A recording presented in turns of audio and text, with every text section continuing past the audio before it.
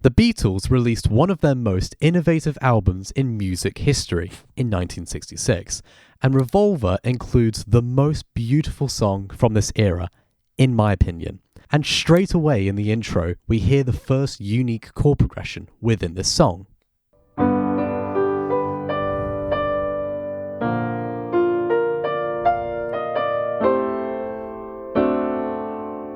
So what's happening here is we start on G major with the 1 chord, and then we move to B minor, which is the minor third. However, it's the next chord we play, B flat, which doesn't belong anywhere in G major. So why the hell does this work so well? Well, I'm glad you asked. What's happening here is we're using a chromatic passing chord to go from B minor to the A minor chord. But we're also changing the tonality of the passing chord. Notice how both the B minor chord and the A minor chord are both minor. No dib. While the passing chord in between is B flat major. And the reason why this works well is because we're using the D note here as a transition note, as this D is seen in the B minor chord as well as the B flat chord.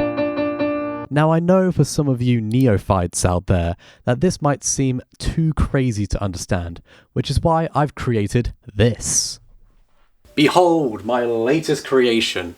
So we're in the key of G major, and like I said, we start on G, which is the 1 chord. 1. And then we go to the 3 chord, which is B minor. And we're still in the key of G major, so nothing crazy is happening here. It's all diatonic.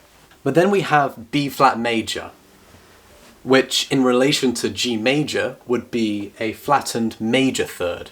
Major flat third chord. You see that well? Can't see that very well. I've used a very prominent blue to highlight how important this chord is. But then what happens next? Well, we resolve down to A minor, which is the minor 2 chord.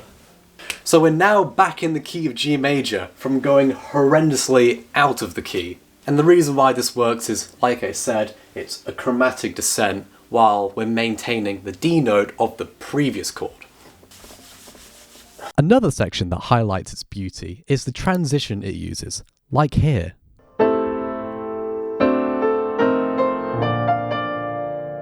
In this part, we have A minor, which is the minor 2 chord of G major.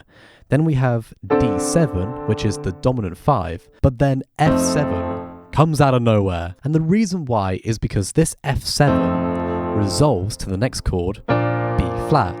But why? Well, it's because F is the dominant of B flat, which is also known as the 5 chord. And when you look at both the A and the E flat, they both want to resolve to B flat. Let's go back to the whiteboard to look at this in a more boring way. Welcome back, class. That's wet. So we're hitting things off with A minor, which, as we've discussed, is a minor 2 chord in the key of G major. And then, as you know, we go to D, which is the 5 of G major. And now the next chord that we go to is F7, which seems ridiculous.